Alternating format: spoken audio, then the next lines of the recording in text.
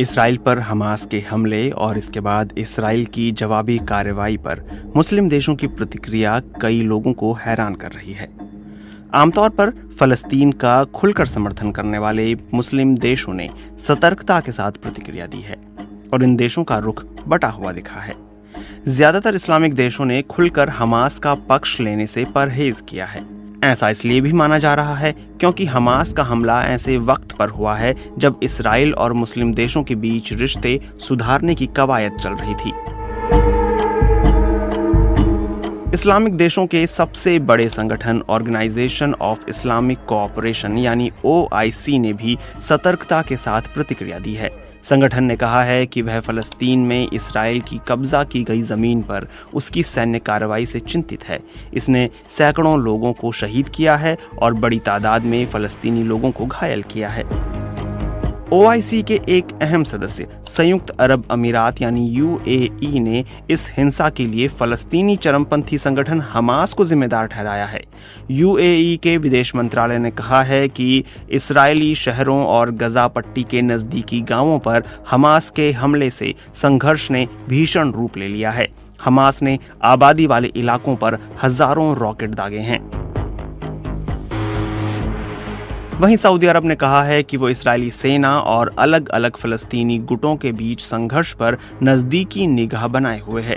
Saudi अरब के विदेश मंत्रालय ने कहा है कि सऊदी अरब दोनों पक्षों से हिंसा छोड़ने की अपील करता है। इसके साथ ही वो दोनों ओर के नागरिकों की सुरक्षा बहाल करने और संयम बरतने की अपील करता है। गजा पट्टी में हालात जिस कदर विस्फोटक हो गए हैं वो इसराइल के लगातार कब्जे और फलस्तीनी लोगों को उनके कानूनी हक से वंचित करने का नतीजा है। सबसे ज्यादा चौंकाने वाला रुख तुर्की का रहा है। आमतौर पर इसराइल पर हमलावर तेवर अपनाने वाले तुर्की ने बड़ी ही सधी हुई प्रतिक्रिया दी है। तुर्की के विदेश मंत्रालय ने कहा है कि हिंसा बढ़ने का किसी भी पक्ष को फायदा नहीं होगा। तुर्की हालात काबू करने में सहयोग देने के लिए हमेशा तैयार है। इस दुखद घटनाक्रम ने साबित कर दिया है कि इसराइल और फलस्तीन दो राष्ट्र हैं।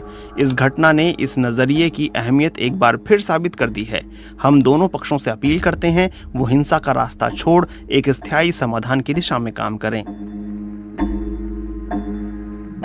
OIC के सदस्य कतर ने भी शांति की अपील करते हुए कहा है कि वह इसराइल और हमास के बीच बढ़ते संघर्ष पर नजर रखे हुए है। वहीं मलेशिया ने कहा है कि वो इस संघर्ष में हुई मौतों से चिंतित है। इंडोनेशिया के विदेश मंत्रालय ने कहा है कि इस समस्या को किसी भी तरह सुलझाना होगा।